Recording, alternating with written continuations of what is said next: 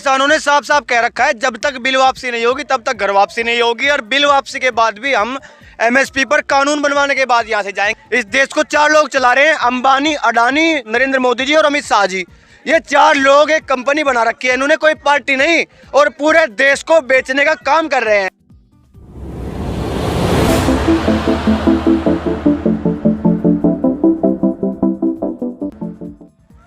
नमस्कार दोस्तों, मैं सुमित यादव। आप देख रहे हैं जनता जानना चाहती है द सुनामी पर। गाजीपुर बॉर्डर पर मौजूद हूं। लगातार यहां की तस्वीरें आपको दिखाने की कोशिश, और मेरे पीछे एक किसान स्टेज, यहाँ का आंदोलन का स्टेज, जिसपे से किसान नेता लगातार किसानों को संबोधित कर रहे हैं, संबोधन दे रहे हैं। और आज मेरे साथ मौजूद हैं चौधरी नितिन बालियान। इनसे कुछ बात करेंगे। इससे पहले भी इनकी तस्वीर, इनके बात करके मैंने आपको पहुँचाई इनकी बातें क्या हैं, और कुछ नए सवाल इनसे करने की कोशिश करेंगे, क्योंकि ये आंदोलन 80 दिन इस आंदोलन को हुए। तमाम दौर इस आंदोलन में आए। एक दौर वो 26 जनवरी का दिन, और उसके बाद 28 जनवरी का दिन, और 11 दौर 12 दौर की मीटिंग, जिसमें से एक मीटिंग अमित शाह के साथ भी हुई। तमाम सवाल, और अब संसद में जो प्रधानमंत्री का भाषण और जो आरोप राहुल गांधी ने लगाए, सबके ऊपर चर्चा हम करेंगे। तो सर, पहले तो आप ये बताएं कि 80 दिन इस आंदोलन को हो चुके, सीधे मुद्दे पे आता हूँ, आगे की क्या तैयारी कर रहे हैं? आगे की तैयारी साफ साफ है। किसानों ने साफ साफ कह रखा है, जब तक बिल वापसी नहीं होगी तब तक घर वापसी नहीं होगी, और बिल वापसी के बाद भी हम एमएसपी पर कानून बनवाने के बाद यहाँ से जाएंगे, बिना कानून बनवाने नहीं जाएंगे। क्योंकि प्रधानमंत्री जी कहते हैं कि भ्रमित करने का काम कर रहे हैं कि अब एमएसपी प्रभावित नहीं हो रही, मंडी थी, है और रहेंगी, एमएसपी थी, है और रहेगी। लेकिन हम देश की जनता को बताना चाहते हैं कि मंडी थी, है, लेकिन नहीं रहेगी, एमएसपी थी, है, लेकिन नहीं रहेगी, और एमएसपी भी इन कानूनों में मंडी में ही तो है। मंडी से बाहर हम एमएसपी मांग रहे हैं। एमएसपी मंडी से बाहर भी एमएसपी पर कानून बने।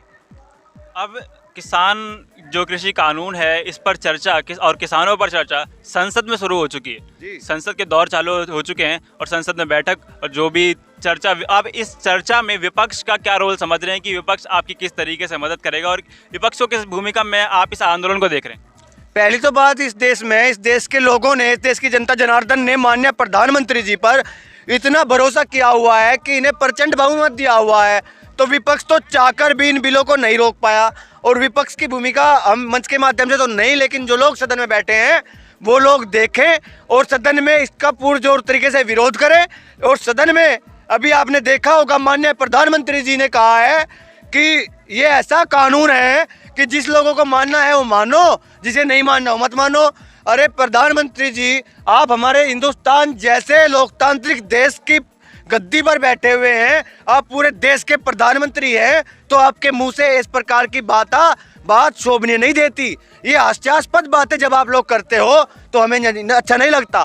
इस देश में ऐसा कौन सा कानून है कि जिसे मानो या मत मानो? एक सपोज करो कि मैंने कहीं हत्या कर दी, और मैं 302 का मुकदमा जब पुलिस मेरे पे लगाएगी तो मैं उसे कह सकता हूँ कि क्या मैं मानता नहीं मानता, कोई और मुकदमा मानूंगा नहीं मानूंगा? अरे कानून तो बनाए ही मानने के लिए जाते हैं, और कानून तोड़ने पर सजा दी जाती है, उसे जेल भेज दिया जाता है। तो आप पूरे देश के किसानों पर क्या कानून तोड़ने पर, कानून का उल्लंघन करने पर मुकदमे दर्ज करवाना चाहते हैं? चलिए, खैर, ये बहुत एक अहम बात कि प्रधानमंत्री मोदी ने जो कहा कि ये कानून ऐसे हैं कि आप इसे माने या ना माने, यह आपके ऊपर है। ये एक तौहीन है हमारे संविधान की, हमारे कॉन्स्टिट्यूशन की, क्योंकि संविधान में साफ लिखा है कि कानून जो बनाए गए वो मानने ही होंगे। कानून ना मानने वालों के सजा का संविधान, जो कि संविधान में हमारे लिखा है। तो एक तौहीन संविधान की प्रधानमंत्री ने संसद में की। सर, राहुल गांधी का कहना ये है कि हम दो, हमारे दो की सरकार है। बिल्कुल, हम तो कब से कह रहे हैं कि ये पार्टी नहीं है। इस देश को 4 लोग चला रहे हैं, अंबानी, अडानी, नरेंद्र मोदी जी और अमित शाह जी। ये 4 लोग एक कंपनी बना रखी है, इन्होंने कोई पार्टी नहीं, और पूरे देश को बेचने का काम कर रहे हैं। आप लोग भी देख रहे हो और हम भी देख रहे हैं कि पिछले 73 वर्षों में पूर्ववत की सरकारों ने इस देश में जो इंफ्रास्ट्रक्चर खड़ा किया है, जो इस देश को बनाने का काम किया है, वो पूर्व की 6 साल की इनकी सरकार ने पूरे देश को बेचने का काम किया है। पहले रेलवे बेच दी, एयरलाइंस बेच दी, LIC बेच दी, अब देश की खेती पर इनकी नजर है। लेकिन हम इनकी ये जो चाल है ये सफल नहीं होने देंगे। पूरे देश का किसान 73 वर्षों में पहली बार जागरूक हो चुका है। और भी कई आरोप आपके ऊपर लगाए जा रहे हैं। एक आरोप ये कि जो आंसुओं का एक दौर चला, राकेश टिकैत 28 तारीख को रोए, प्रधानमंत्री सदन में रोए, उसके बाद गुलाम नबी आज़ाद रोए। सर, ये बात कही जा रही है कि क्या राकेश टिकैत का आंसू भी स्क्रिप्ट में थे क्या?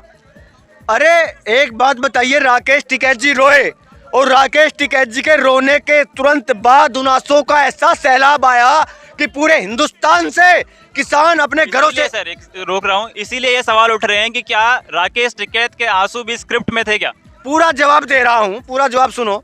राकेश टिकैत जी के रोने से तुरंत बाद पूरे देश का नौजवान किसान सड़कों पर आया, क्योंकि राकेश टिकैत जी नहीं चाहते थे कि वो गिरफ्तारी देंगे और यहाँ पर 1984 जैसा सिख दंगा दोबारा हो।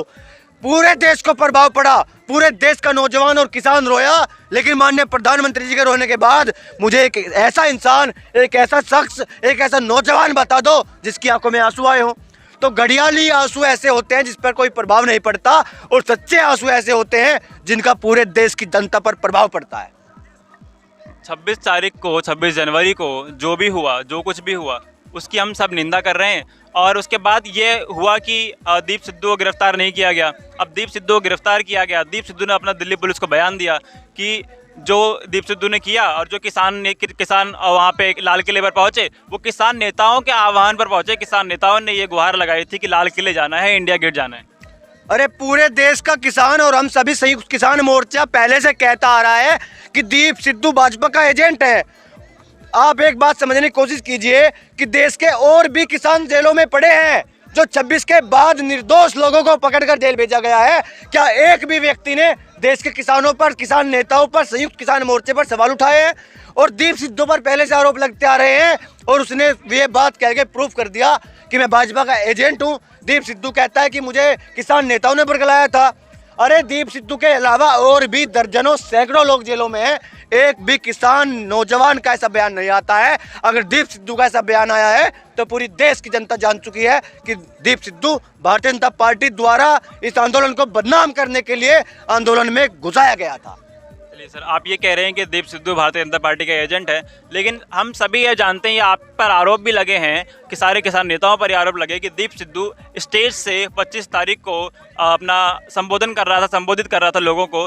जब दीप सिद्धू को पहली बात कि सिंघू बॉर्डर का स्टेज दिया क्यों गया, जब इस तरीके की बातें और इस तरीके की प्लानिंग दीप सिद्धू कर रहा था? तो अरे आप एक बात बताइए, हमारे बीच में तो प्रधानमंत्री नरेंद्र मोदी जी भी आ जाओ, हम उन्हें भी सम्मान देंगे।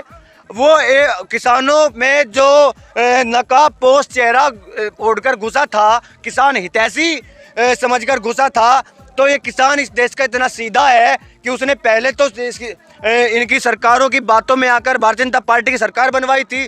अब वहीं पे ये किसान इन जो दीप सिद्धू है इसे समझ नहीं पाए। उन्होंने सोचा हमारे पास आया है तो हमारा हितैषी होगा। उनके ये बात समझ से बाहर थी कि उनके पास साथ ऐसा षड्यंत्र भी हो सकता है, क्योंकि देश का किसान गाँव से आता है, उसे इतने बड़े बड़े राजनीतिक षड्यंत्र समझ नहीं आते हैं। तो उसके माथे पर नहीं लिखा था कि वो भारतीय जनता पार्टी का एजेंट है। जब उसने इस प्रकार का काम किया तब समझ में आया कि हाँ, इस देश के किसानों को, आंदोलन को बदनाम करने के लिए राजनीति हो रही है और देश के किसानों ने राजनीतिक लोगों को अपना मंच देना बंद कर दिया है। कई सवाल सर दोबारा कोशिश में लोग बोलते हैं कि सवाल रिपीट हो रहे हैं, लेकिन बात यह है कि 26 नवंबर से आज 80 दिन होने को हैं, कुछ बदला नहीं है। आप भी वहीं टिके हैं कि हम जब तक तीनों कानून वापस नहीं होंगे, जब तक एमएसपी पर कानून नहीं बनेगा, तब तक हमारी घर वापसी नहीं होगी। सरकार भी वहीं टिकी है कि कानून वापस होंगे नहीं। तो सर किस बात की जिद है? कुछ आप संशोधन के लिए राजी क्यों नहीं? क्योंकि लगातार सरकार कह रही है कि हम संशोधन के लिए राजी हैं। अब कहाँ राजी है, उन्होंने तो अपनी हट बैठा ली। हम संशोधन भी चाहते हैं तो ये चाहते हैं कि अनलिमिटेड स्टॉक तो पूरा ही बिल खत्म किया जाए, पहले वाले में 12वीं एमएसपी दी जाए, किसान को कोर्ट में जाने की गारंटी दी जाए, किसान का जो कॉन्ट्रैक्ट फार्मिंग वाला सिस्टम है उसमें सिर्फ व्यापारी कॉन्ट्रैक्ट तोड़ सकता है, किसानों को भी वो वरीयतें दी जाए। तो हम ये कहना चाहते हैं कि ये तो अभी 80 दिन हुए हैं, अगर 2024 तक भी इस देश के किसानों को सड़क पर बैठना पड़ा तो 2024 तक ये किसान बैठेगा, इस देश के हुक्मरानों को गद्दी से उतारेगा। जो नए लोग आएंगे उनसे कहेगा कि ये कानून वापस लो, और नहीं तो हम लोग यहीं पर बैठे रहेंगे। सर आपने अभी 2024 की बात करी, अगले साल 2022 में भी इलेक्शन है उत्तर प्रदेश में, और बंगाल में 2 महीने बाद इलेक्शन बंगाल में है। ये भी कहा जा रहा है कि ये एक साजिश विपक्षी नेताओं की, विपक्षी पार्टियों की सत्ता गिराने के लिए, सत्ता पलटने के लिए, और सत्ता के खिलाफ एक साजिश विपक्षी पार्टियां कर रही हैं। यार पहली बार हास्यास्पद बातें ऐसी होती हैं कि इस देश में जब भी कुछ होता है सत्ता में बैठे ये लोग हैं और जवाब विपक्ष को देना पड़ता है, सारी बात विपक्ष पर डाल देते हैं। कितनी बार बताया है कि जब विपक्ष में यही किसान आंदोलन करते थे तो यही भारतीय जनता पार्टी के लोग इनके पास आया करते थे, अब विपक्ष पर आरोप लगाते हैं। तो विपक्ष का इस मामले में कुछ दिक्कत नहीं है, यहाँ पर किसान अपनी मांगों पर बैठे हैं और अपनी मांगों को मनवा कर ही जाएंगे। विपक्ष पर कैसा आरोप लगाते हैं, वे प्रधानमंत्री जी पंजाब जाते हैं तो सिख बन जाते हैं, बंगाल चले गए तो रविन्द्रनाथ टैगोर बन गए, उत्तर प्रदेश आते हैं तो माँ गंगे ने बुलाया है। हमें समझ नहीं आता कि हमने इस देश की गद्दी पर नेताजी को बैठाया है कि एक अभिनेता को बैठा लिया है। अलग अलग रूप देखने को मिलते हैं। तो पहली तो बात, जब इस देश का प्रधानमंत्री जी कहते हैं 1 नेशन 1 मार्केट, और इनके पूर्व के मुख्यमंत्री वर्तमान के मुख्यमंत्री कहते हैं कि हम हरियाणा के बाहर का धान क्यों नहीं खरीदेंगे, मध्य प्रदेश के कहते हैं हम नहीं खरीदेंगे। तो इस प्रकार की बातें जब होती है तो माननीय प्रधानमंत्री जी को किसानों को समझाने से पहले अपने मुख्यमंत्रियों को, अपनी पार्टी के नेताओं को समझाना चाहिए। तो आखिरी सवाल इसके बाद मैं विदा लूँगा आपसे कि अगले साल, और क्योंकि हम बंगाल में भी देख रहे हैं बंगाल में किस तरीके से चुनाव प्रचार किए जा रहे हैं, तो सवाल ये भी उठते हैं कि आप जो जिस तरीके से बात कर रहे हैं कि पूरे देश का किसान है, लेकिन बंगाल में ये भूमिका हमें किसानों की उतनी नज़र आ नहीं रही है। बंगाल में भी, बंगाल का जो किसान है बंगाल का भी है, कल झारखंड से भी आए हैं, बिहार से भी है। तो अब की बार जो बंगाल का किसान है वो भी इन्हें अपनी वोट की चोट दिखाने का काम करेगा और इन आपसी उन्माद भड़काने वाले किसान विरोधी सरकार का चेहरा साफ करके इन्हें बंगाल से भगाने का काम करेगा। 22 में उत्तर प्रदेश का किसान भगाएगा और 24 में देश की गद्दी से उतारने का यही किसान काम करेगा, क्योंकि किसान पूरे देश में 75% आबादी है। चलिए सर, बहुत बहुत धन्यवाद आपका। तो दोस्तों, इसी के साथ ये वीडियो ख़त्म करूंगा और इन्हीं तस्वीरों के साथ आपको सभी तस्वीरें किसान आंदोलन से जुड़ी, किसानों से जुड़ी और सभी किसानों की बात यहाँ मैं आप लोगों तक पहुँचाने की कोशिश करूँगा। तो दोस्तों, मैं मिलूँगा किसी और वीडियो में अगली खबर के साथ किसानों के बीच सही। तब तक के लिए नमस्कार, खुश रहें, स्वस्थ रहें।